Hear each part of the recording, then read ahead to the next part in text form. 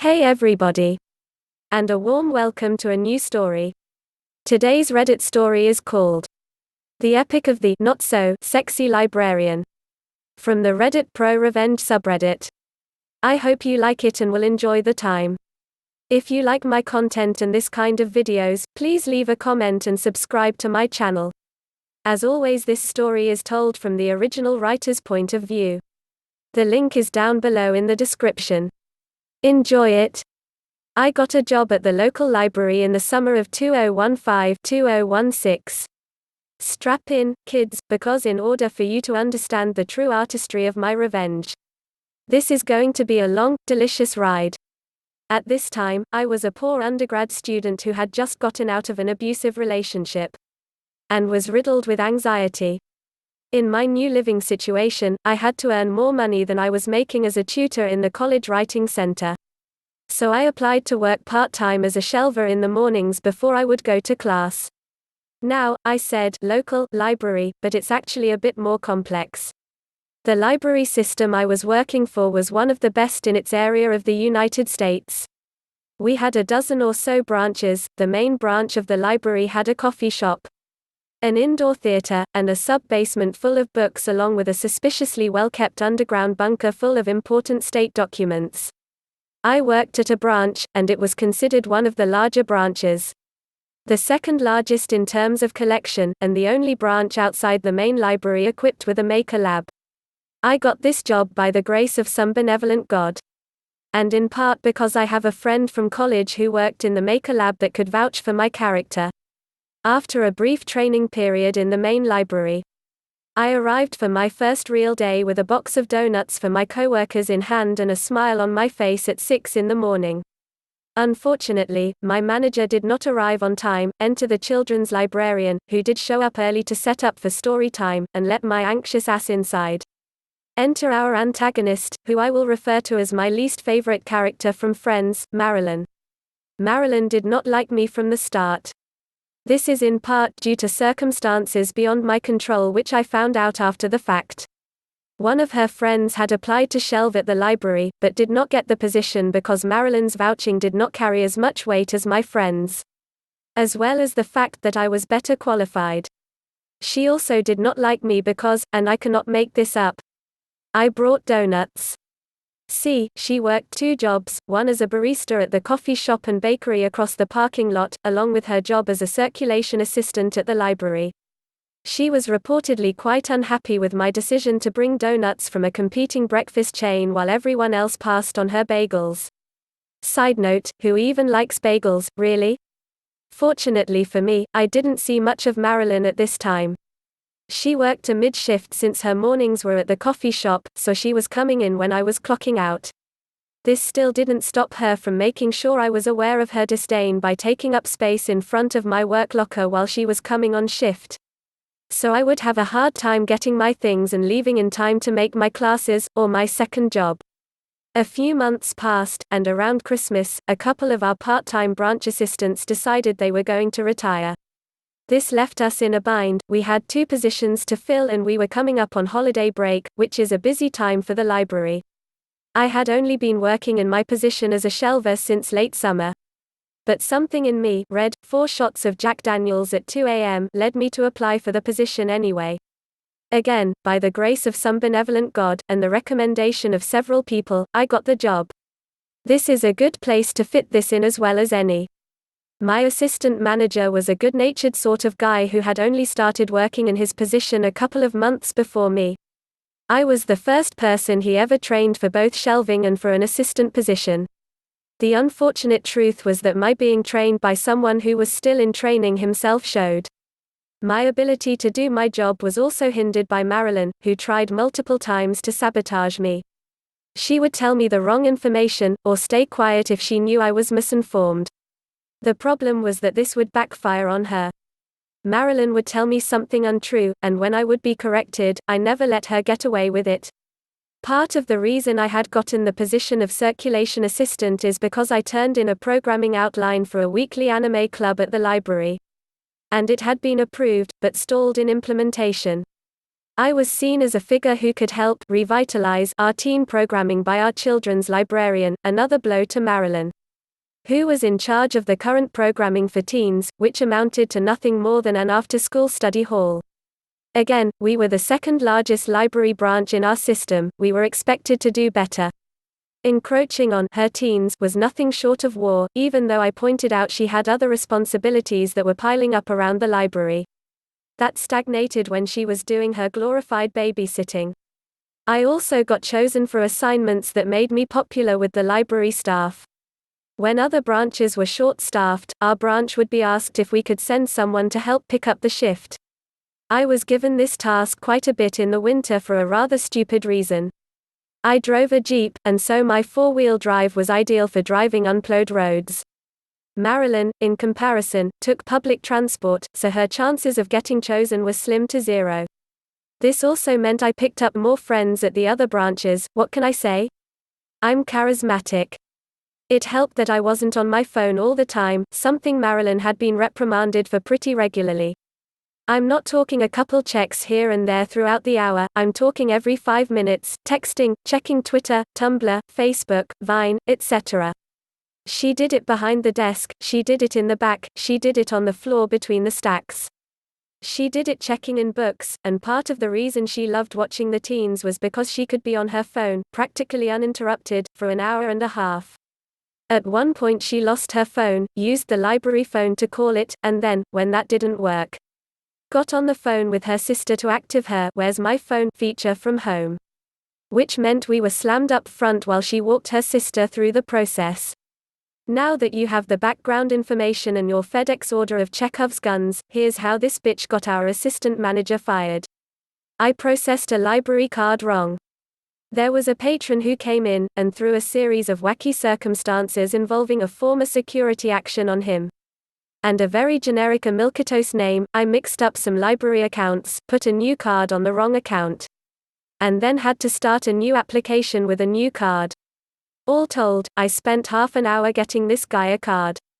And then had to go on my break immediately, because I was 20 minutes from leaving and needed to get my 15 in before I left. In the rush, I left the dead library card on the counter. When I went back, it was gone. I panicked. I looked everywhere for it in the 10 minutes before I had to leave to go to class. I couldn't find it, and when I left, I was so consumed with anxiety about wondering where it went that I neglected to tell anyone what had happened. A big mistake, but anxiety is a hell of a drug.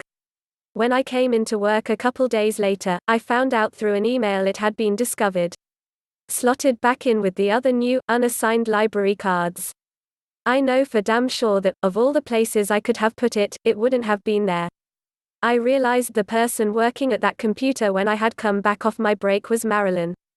How does this translate to our AM getting fired? Well, I had been the first, and only, assistant he had trained. Since we hired our other assistant internally, and this was a capital big deal, so my F-up was a mark on his record as well as mine. It was around this point that I left the library. I was starting to get heat from my manager for some other unrelated issues involving mental health days. And I was promoted at the college writing center, making better pay, so I decided to cut my losses and leave. Apparently, they fired my AM not long after, and he was forced to uproot his family, who had already moved so he could work at this job, and move to another state. Part of that was my F-up, I'll admit to that, but the majority of it was because it looked like I had hidden the card after the fact. Fast forward to January of 2017-2018, and take the safety off those guns. This is where we start getting wild. I'm scrolling through Twitter on my lunch break, and a notification pops that someone has liked a chain of tweets from almost 4 months earlier. That's weird in of itself, given I was very active on Twitter at this time, and those were buried by at least 500 more tweets. They were also about how I had talked to someone who worked at the library, and they had left soon after I did. And I was venting about poor leadership. It was very off-brand for my Twitter. I checked out who had liked them, and to my surprise, it was, of all people, Marilyn ***. I scrolled through her account, and noticed some very interesting things. You see, the Twitter account she had used to like those tweets was a not safe for work BDSM account. Kel surprise. I saw much, much more of Marilyn that day than I frankly ever wanted to see. But then I looked closer at some of the pictures, and, despite wanting to use bleach for eye drops, I screen capped a couple and saved them on my laptop before going back to work. Later that day, I sent her a message through Facebook. To be honest, I wanted to know how she found me on Twitter. At that time, I wasn't using my real name, and I was posting a lot of incendiary things about the government, the kind of thing you want to stay anonymous for. In short, I was surprised she had tracked me down, and needed to figure out where the leak was. When I approached her about it, she got nasty with me. She told me nobody cared about what I was writing, that I shouldn't talk shit about her work family, and that I had only left the library because I couldn't hack it. Then she blocked me. So, I was pissed. I remembered months of enduring abuse from her, how she'd blocked me from making teen programming better, just because she wanted some time on her goddamn phone, how she had gotten me in trouble and my boss fired over some petty bullshit, and all the other microaggressions too plentiful to list, and I decided, alright bitch, it's on. I went back online after taking a breath, and she must have realized her mistake, because she had blocked me on Twitter and locked her account. That was fine by me, because I had already gotten what I wanted. The pictures of her that I had saved, those were taken at the library. See, since we're a rather large branch, we have some pretty recognizable features in the library for anybody who's ever worked there, or even walked inside. She had taken some pictures of herself topless in the back cubicles. There was one picture of herself in her underwear in the stacks, evident by the carpeting pattern. And, most damning, a picture of her flashing her ass with the children's section windows in the background. I gathered all these pictures up, wrote an email as a concerned, anonymous patron to the HR department from a burner email, sent it, and sat back in wait. The effects were pretty damn immediate, and started toppling like dominoes. She was fired in a record 2 days, and my friend in the Maker Lab told me she was escorted from the building. None of the other workers knew why, but word spread through the other branches, because they had to bring people in to staff her position. Which meant a rotating cast of faces coming in and wondering why she'd been fired so immediately. Usually, even in firing people, the library would give them 2 weeks, so the position could be filled. Eventually, someone subbing in must have had a contact in HR. Because that's when I started getting messages from literally everyone I ever worked with all at the same time, asking me, did you know Marilyn was making pornography in the library? But remember that children's librarian who let me in on my first day, and had recommended me for my promotion? And remember how Marilyn's other job was at the coffee shop across the parking lot? Well, after the incident with Marilyn and my assistant manager getting fired, that had a negative effect on my manager's record. So she was fired as well. As the librarian with the most seniority, the children's librarian was appointed interim manager. She had also heard the rumor about Marilyn, but wasn't aware of the details until she got access to those records as the new manager, and saw that Marilyn had taken pictures, and that some of those pictures were in the children's section, which she was, as you might imagine, fiercely protective of. As it just so happened, the owner of the coffee shop across the lot went to her church. So she found him after service and told him about why Marilyn had been fired from the library. Apparently, there had been a couple of incidents at her other job where she had disappeared into the walk-in with her phone. And some employees thought they saw her in compromising positions but were never sure. So they could never take action on it. After being told about why she'd been fired from the library, and that she had been exposing herself, again, in the children's section, where his grandkids play and pick out their books, he also fired her. But wait. There's more.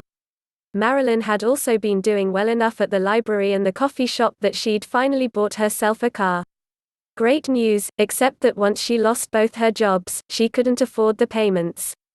Trying to get a new job was also difficult, given that her past employers weren't shy about giving her bad references and explaining why she was fired.